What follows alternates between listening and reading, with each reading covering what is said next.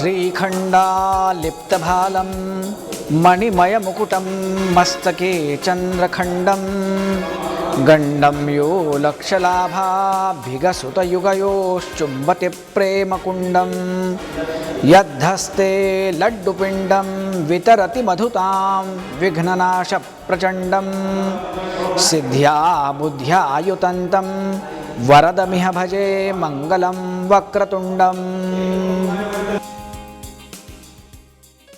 काशी खंड में वर्णित कथा के अनुसार राजा दिवोदास काशी में धर्म पूर्वक अपना राज्य चला रहे थे। काशी में सभी लोग खुश थे।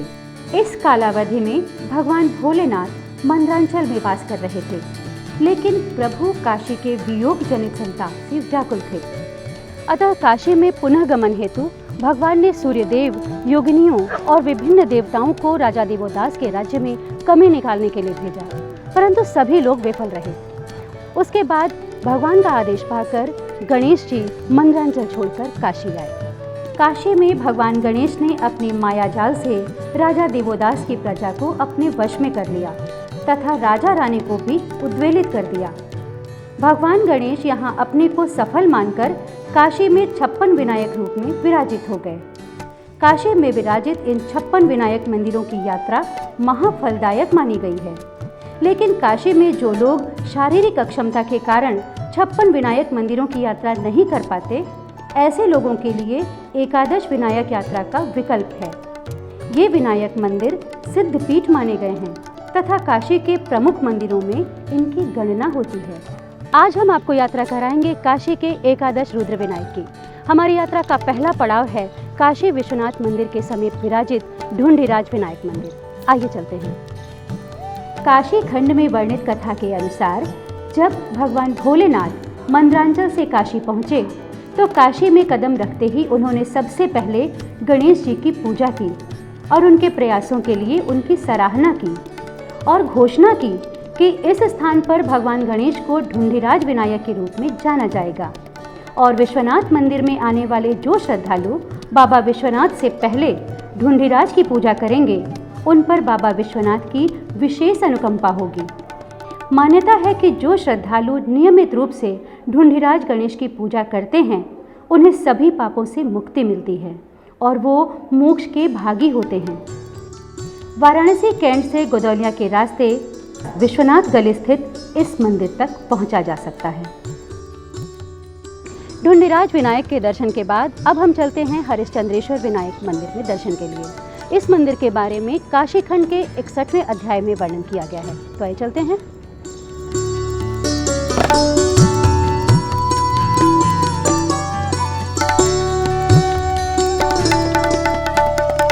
यहाँ गर्भगृह में राजा हरिश्चंद्र द्वारा महादेव का एक विशाल शिवलिंग स्थापित है, जिसे हरिश्चंद्रेश्वर महादेव के नाम से पूजा जाता है। इसी कारण यहाँ विराजित विनायक के स्वरूप को हरिश्चंद्र विनायक के नाम से जाना जाता है। हरिश्चंद्र विनायक की पूजा करने वाले श्रद्धालुओं को सत्य का मार्ग चुनने की शक्ति प्राप्त होती है। जो व्यक्ति हरिश्चंद्र विनायक को मोदक चढ़ाता है और अपने पूर्वजों के लिए मुक्ति अनुष्ठान करता है, वो सैकड़ों साल तक पुण्य का भागी होता है।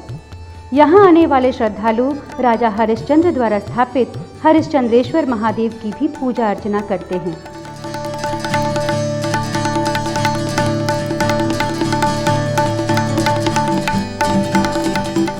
चौक थाने के सामने गलियों से होते हुए इस मंदिर तक पहुंचा जा सकता है।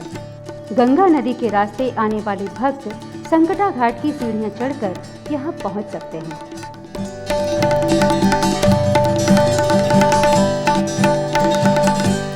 इस गर्भगृह में सूक्ष्म रूप में विराजित श्री हरिश्चंद्रेश्वर विनायक मंदिर में पूजन दर्शन के बाद अब हमारा अगला पड़ाव है पिशाच मोचन कुंड। पिशाच मोचन कुंड के समीप ही विराजित हैं श्री कपर्द विनायक महाराज। आइए चलते हैं।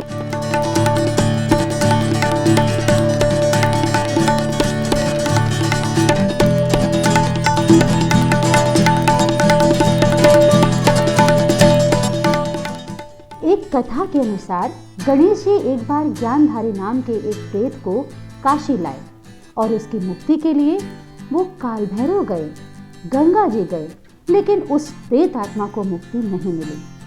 तो माँ गंगा ने गणेश जी से कहा कि आप इसको पिशाच मोचन कपर्दीश्वर महादेव के पास ले जाएं, तभी इसको मुक्ति मिलेगी।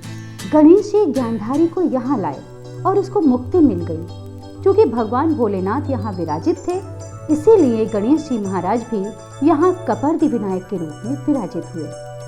मान्यताओं के अनुसार जो भी भक्त कपर्दी विनायक और कपर्दीश्वर लिंग की पूजा करता है, उसे अपनी भावनाओं और क्रोध पर नियंत्रण रखने की शक्ति मिलती है और उसे सभी पापों से छुटकारा मिलता है। ये गंगा के बहुत पहले द्वापर त्रेता की बात, ये नहीं मालूम है कि कब आए थे। गणपति जी यहाँ आए हैं, शंकर जी आए हैं, विष्णु जी आए हैं, पिचास नाम के ब्राह्मण को मुक्ति दिए, ज्ञानधारी को गणेश जी लेकर के आए, उसकी मुक्ति हुई। ये द्वापर त्रेता की बात है, जब गंगा धरती पर गंगा जी नहीं आई थी, काशी विश्वनाथ मंदिर में उसके पहले के लोग कहते हैं। पितृपक्ष में 15 दिन इस कुंड पर देश और विदेश से लोग यहाँ मृत आत्माओं के तर्पण और पिंडदान के लिए आते हैं।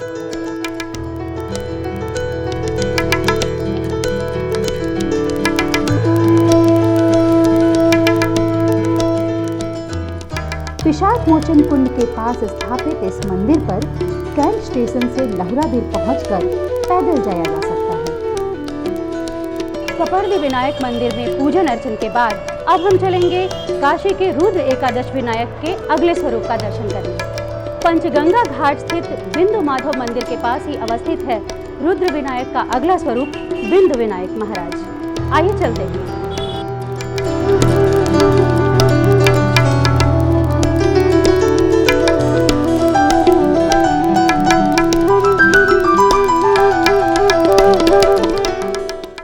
शुक्लांबरधरं विष्णुं शशिवर्णं चतुर्भुजं प्रसन्नवदनं ध्यायेत् सर्वविघ्नोपशान्तये अगजानन पद्मार्कं गजाननमहर्निशम् अनेकदन्तं भक्तानां एकदन्तमुपास्महे। भाद्रपद में शुक्ल पक्ष की चतुर्थी से इस मंदिर पर 7 दिन की पूजा होती है और एकादशी के दिन इसका विसर्जन होता है। माघ मास के कृष्ण पक्ष की चतुर्दशी पर इनका दर्शन पूजन करने से अपूर्व फल की प्राप्ति होती है। भक्तों के सारे पाप नष्ट हो जाते हैं और वो पुण्य के भागी बनते हैं। पंचगंगा घाट के पास इसी स्थान पर भगवान विष्णु के स्वरूप बिंदु माधव का मंदिर भी यहीं स्थापित है। जो श्रद्धालु बिंदु माधव विनायक की यात्रा के क्रम में यहाँ पहुँचते हैं, वो बिंदु माधव भगवान का दर्शन अवश्य करते हैं।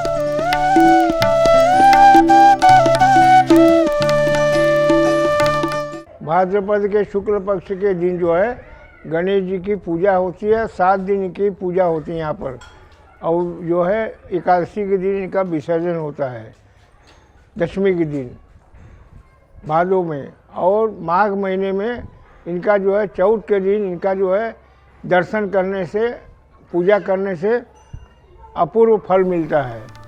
पंचगंगा घाट के पास स्थित इस मंदिर पर मैदागिन होते हुए भैरवनाथ मंदिर के रास्ते पैदल पहुंचा जा सकता है। नाव से गंगा के रास्ते आने वाले श्रद्धालु पंचगंगा घाट की सीढ़ियां चढ़कर यहां पहुंच सकते हैं।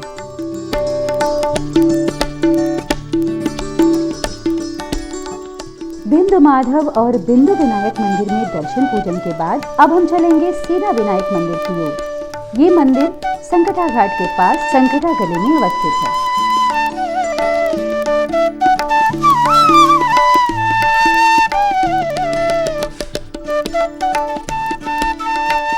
सेना विनायक का ये विग्रह काशी खंडोक्त याज्ञवल्केश्वर महादेव के गर्भगृह में बाईं ओर अवस्थित है।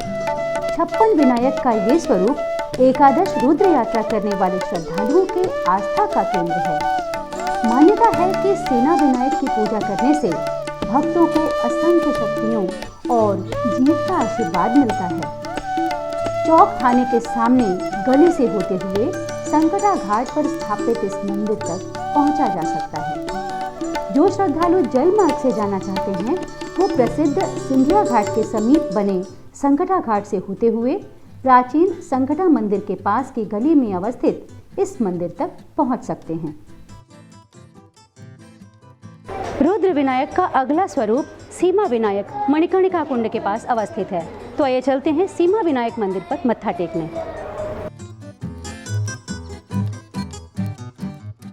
सीमा विनायक महाराज का मंदिर मणिकर्णिका घाट की उत्तरी सीमा पर मणिकर्णिका कुंड के पास अवस्थित है। इसी कारण विनायक के इस स्वरूप को सीमा विनायक कहा जाता है।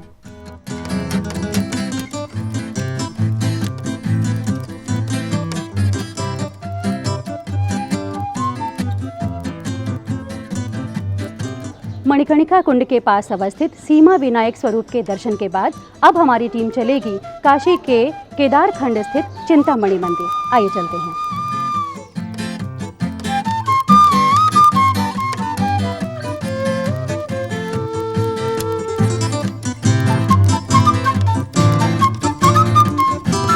चिंतामणि विनायक, जैसा कि नाम से ही साफ है कि चिंतामणि गणेश सभी की चिंता दूर करते हैं। 56 विनायक में इनका महत्वपूर्ण स्थान है। काशी में मान्यता है कि चिंतामणि विनायक बाबा श्री काशी विश्वनाथ की चिंता हरते हैं। केदारखंड में ये चिंतामणि गणेश है। इनका सपरिवार गणेश जी का मंदिर यही है। शुभ लाभ, रिद्धि सिद्धि, अष्टभुजा, दक्षिण मुख, एकदंत, त्रिनेत्र, सपरिवार गणेश जी का मंदिर कोई भी नहीं है। 11 गणेश जी विनायक हैं, उनमें इनका भी स्थान है। इनका नाम चिंतामणि गणेश है। मनसा चिंतितम कार्यम साधितम मणिवत्व्यः नामना चिंतामणि चिंतितार्थ फलप्रदा। गणेश जी का ये मंत्र जो भी बोलता है उसकी चिंता को लेके गणेश जी उसको चिंता हरते हैं। इस मंदिर की सबसे महत्वपूर्ण बात यह है कि यहाँ गणेश जी की प्रतिमा दक्षिण मुखी है, जिससे यहाँ विराजित गणेश महाराज का महत्व कहीं ज्यादा बढ़ जाता है। भगवान का ये मंदिर बहुत पुराना, विशाल और बहुत सभी की मनोकामना पूर्ण करने वाला मंदिर है। ये यहाँ हम लोगों ने भी अपनी बेटी की शादी के लिए मन्नत मांगी थी, जो पूरी हो गई है। बेटी की शादी दिसंबर में मेरी हो गई है, इसलिए हम लोग आज यहाँ पे सहज दर्शन करने के लिए आए हुए हैं। ये मंदिर जो है सभी भक्तों की मनोकामना पूर्ण करता है, ये सबका विश्वास है और ये विश्वास फलित हुआ है सभी लोगों को। भगवान का आशीर्वाद हमारे परिवार पे, सभी के ऊपर और आप लोगों के ऊपर भी बना रहे, ऐसी मेरी कामना है। काशी खंड में चिंतामणि गणेश जी का नाम लंबोदर विनायक है, तो केदारखंड में चिंतामणि गणेश। तो यहाँ पे 3 खंड है, केदारखंड, विश्वेश्वर खंड, ओंकार खंड। केदार खंड में केदार जी का दर्शन करना है तो गणेश जी का दर्शन करके ही जाना पड़ेगा। उसी तरह विश्वेश्वर खंड में दुंडी विनायक हैं और उसी तरह ओंकार खंड में बड़ा गणेश लोहटिया में। तीनों गणेश जी जो है काशी को मने रक्षा करते हैं। तो केदार खंड में गणेश जी जो है यहाँ कहा गया शिव केदार केदार केदारेश ध्वनि मोक्ष लक्ष्मी पुरद्वार कपाटोद्वाटन। कैंट से सोनारपुरा होते हुए गौरी केदारेश्वर मंदिर की ओर गली में स्थित इस मंदिर तक पहुंचा जा सकता है। चिंतामणि महाराज विनायक के दर्शन के बाद उनके प्रति अपनी आस्था प्रकट करके चिंता मुक्त होकर अब हम सभी निकल पड़ेंगे अपने अगले पड़ाव बड़ा गणेश में महाराज विनायक के प्रति अपनी आस्था प्रकट करने। आइए चलते हैं।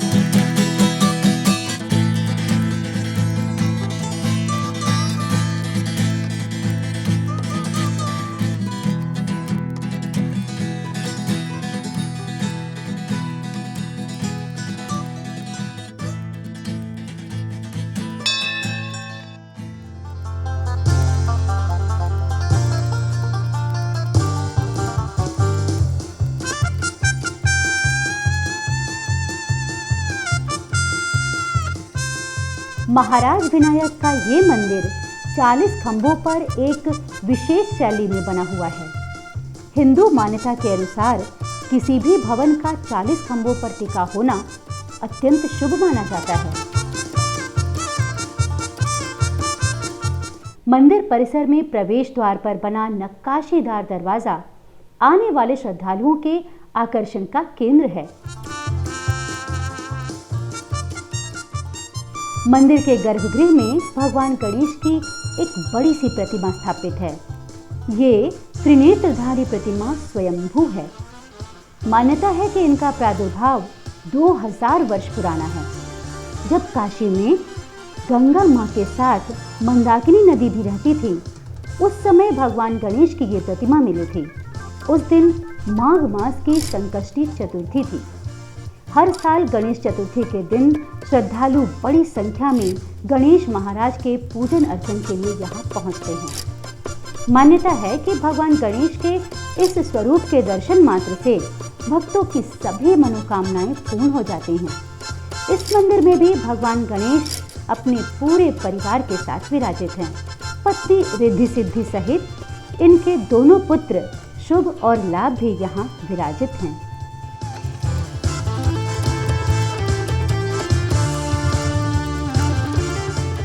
यहाँ जो है पूरे परिवार के साथ विराजमान हैं गणेश जी। शुभ लाभ रिद्धि सिद्धि स्वयं 5 मूर्ति से विराजमान हैं और 56 विनायक के हेड हैं, विघ्नहर्ता हैं, बुद्धि के देवता हैं और त्रिनेत्र हैं। त्रिनेत्र हैं, जब किसी भक्त के ऊपर विशेष कृपा होती है तब अपना ये तीसरी नेत्र खोलते हैं और उसको बुद्धि और ज्ञान देते हैं। लोहटिया मोहल्ला वाराणसी कैंट स्टेशन से मैदागिन जाने वाले मुख्य मार्ग पर कबीर चौरा क्षेत्र से सटा हुआ है। मुख्य मार्ग के उत्तर में एक गली से होते हुए बड़ा गणेश के इस मंदिर तक पहुंचा जा सकता है।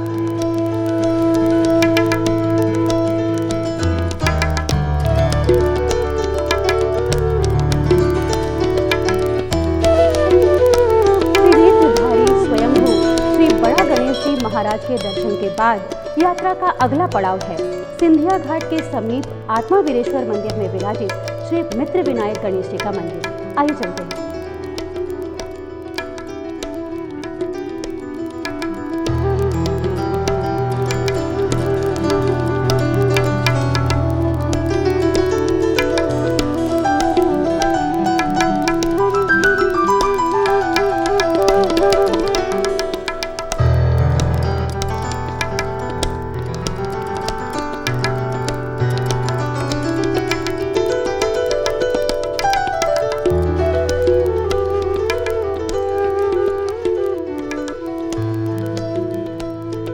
ऐसा माना जाता है कि मित्र विनायक स्वयंभू हैं तथा इन्हें 56 विनायकों में मुख्य विनायक माना जाता है।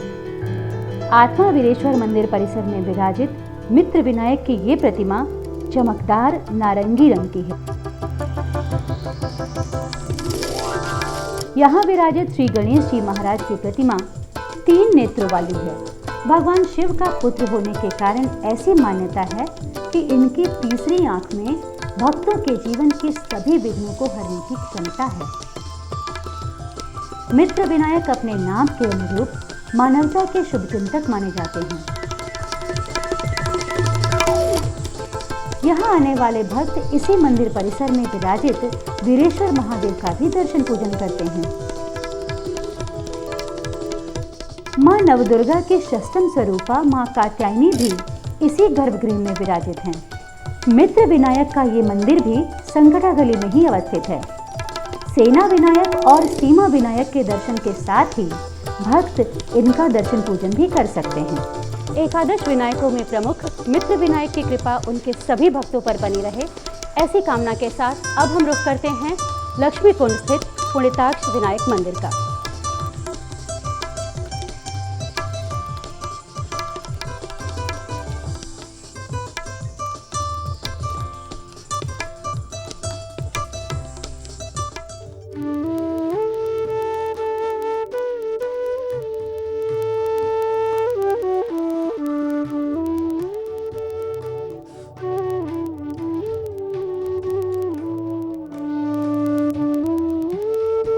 लक्ष्मी कुंड के पास अवस्थित इस पुराने लक्ष्मी मंदिर में विराजित पुणिताक्ष विनायक को मंड विनायक भी कहा जाता है।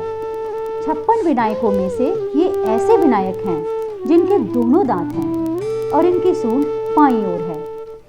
और ये पुणिताक्ष विनायक गणेश हैं जो 56 गणेश में आते हैं और एकादश गणेश में इनका वर्णन आता है। और इनका जो सूंड है वो विपरीत दिशा में है और ये 2 दांत वाले गणेश हैं, जबकि कहीं भी आपको 1 दांत के ही गणेश मिलेंगे। इनको एक दंत कहते हैं, लेकिन ये 2 दांत वाले गणेश हैं। इसी मंदिर से सटा हुआ लक्ष्मी कुंड है, जहां हर वर्ष 16 दिन का सुरहिया मेला लगता है। काशी के लक्खी मेलों में शुमार इस मेले में शामिल लोग कुंड के पास अवस्थित महालक्ष्मी का दर्शन पूजन करते हैं। पुणिताक्ष विनायक के महिमा मंडन के बाद अब हम चलेंगे इस यात्रा के अंतिम पड़ाव पर, जहां हम बात करेंगे रुद्र एकादश यात्रा के अंतिम स्वरूप भागीरथ विनायक की। श्री भागीरथ विनायक का मंदिर ललिता घाट क्षेत्र में अवस्थित त्रिसंध विनायक मंदिर के पास था। ये स्थान अब काशी विश्वनाथ धाम का हिस्सा है। श्री भागीरथ विनायक का विग्रह अब विश्वनाथ धाम में अवस्थित है। श्री भागीरथ विनायक को स्वयंभू माना जाता है और ये बैठे हुए मुद्रा में विराजित हैं। भगवान गणेश की कृपा आप सभी पर बनी रहे। इसी आस्था और विश्वास के साथ काशी के रुद्र एकादश विनायक की यात्रा अब यही समाप्त होती है। नमस्कार।